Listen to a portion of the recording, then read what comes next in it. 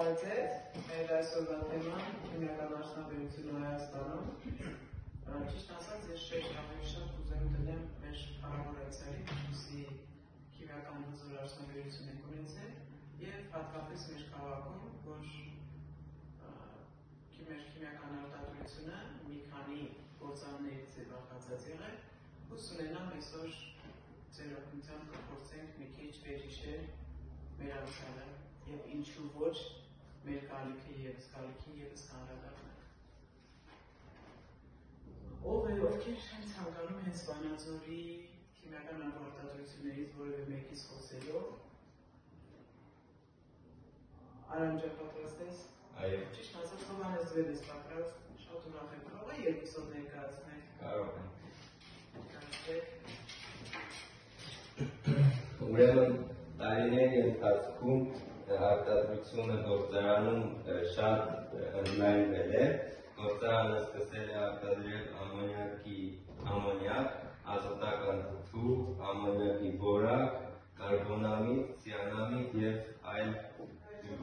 Քեզ ընդհատեմ, որ մելամինի երկու արտադրամասներ են, մելամին 1 եւ մելամին 2 դեցեդրմելամին, որը Վանաձորի համբավը, այսպես եթե չասենք համաշխարհային, բավականին բարձրացրել է Վանաձորի համբավը եւ մենակ նախին սովետական երկրներից միայն Հայաստանում էր արտադրվում։ Ցավոք հիմա եկել գործարանը չկա այլևս։ Շարունակի։ Գործարանի հիմնական արտադրամասերն են ամոնիակը եւ ազոտական թթուն։ Ուրեմն Վանաձորի քիմիական գործարանը համարվել է Հայաստանի քիմիական արդյունաբերական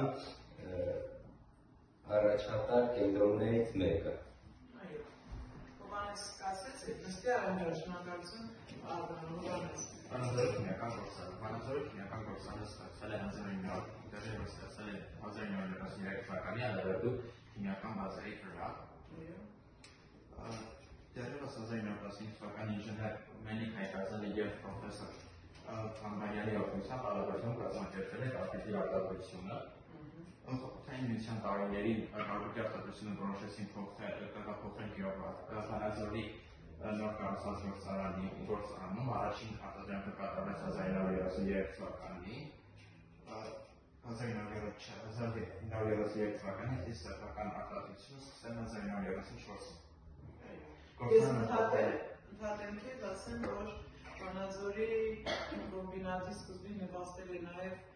հայ վայրերի կողմից, երևելի ասացել եմ, Շվեյցարիայից նվիրեցին հայ վայրեր, նվիրել է Կոլումբիա արտադրամասը, որը ևս նպաստեց քիմիական կոմբինատի հետագա զարգացմանը։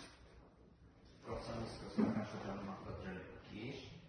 կարբիդ, էլեկտրոնային զանգված, շինամիդ և թթվածը։ Վանաձորի քիմիական գործարանը մեծ դեր է ունեցել քաղաքի և Հայաստանի արդյունաբերության զարգացման մեջ, այն տարիներ շարունակ եղել է Վանաձորի հպարտությունը, տալով աշխատանք հազարավոր մարդկանց։ Մոտապես 2,500 մենակ քիմկոմբինատում։ Թեպետ այսօր գործարանը չի գործում, բայց դա շատ մեծ դեր է ունեցել Հայաստանի և Վանաձորի համար։ Այո, մենք կքննարկենք ասում պետք երկպակի։ Ես մինչև դուք ասեք ցանկացած քիմիական արդյունաբերություն վերջնական խափարելու, փակելու, կործանելուց առաջ ինչ պետք է մտածեք, գուցե եւ ավտոտուներ։ Ես ինչի եմ ասում, որտեղ ես ինքս այդտեղ աշխատել, գուցե եւ ավտոտուներ, իհարկե ավտոտուներ, բայց դրա համար տեխնոլոգիաները պետք է փոխել, պետք է զարգացնել տեխնոլոգիաները, ֆիլտրերը եւ այլն, ոչ թե փակել, ամեն ինչը փակելով մենք զարգացում չենք ապրել։ Ապրում էին հազարավոր ընտանիքներ եւ բավականին լավ էին ապրում։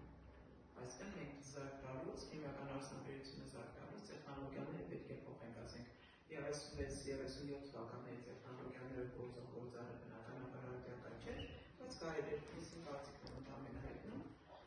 քանի որ ես քիմիկ ինժեներ եմ, կարելի էր ուղղակի որոշ արտադրամասեր արտադրամասներ ես ես ասեցի այնտեղ կար մելամին եւ դեցեդրմելամին, որոնք արդյական են, նոր էին, հզոր էին եւ Վանաձոր քաղաքը բավականին լավ վիճակում էր։ Այսօր Վանաձոր քաղաքում կարելի ասել մենակ փոքր քիմիա կա, այսինքն ծանրարարություն, մեքենաշինություն եւ հապեսա չկա եւ չկա քիմիական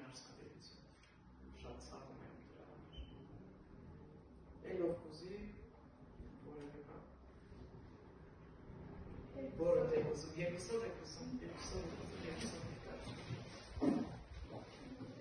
Սկսանյանից որպանացել է խորհրդային Հայաստանի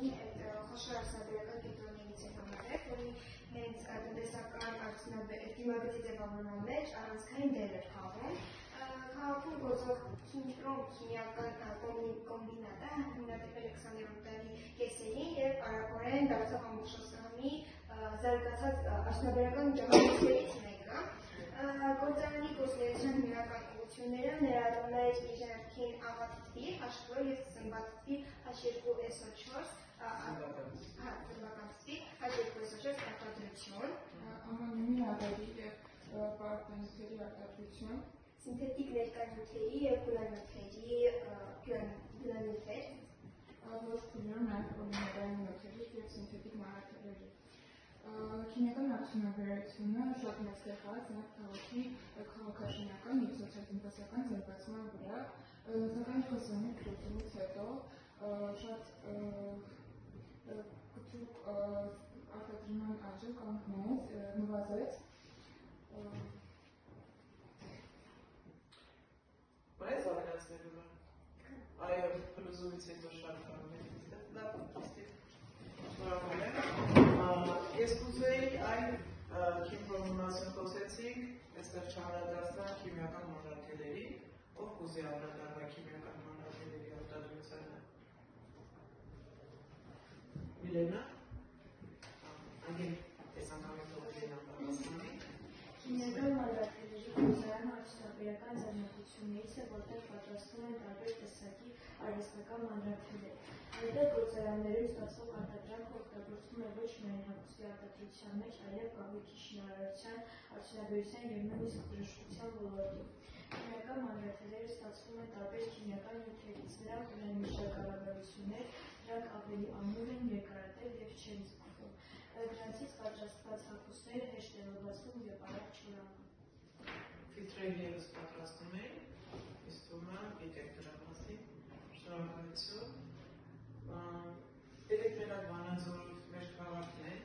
սիրում ենք մեր քաղաքը, բայց երեք Վանաձորից մի քիչ եկում գնանք, հասնենք Ալավերդի, որը ևս Գորգա մարզում է, չէ՞, Գորգա մարզում է գտնված։ Քանի որ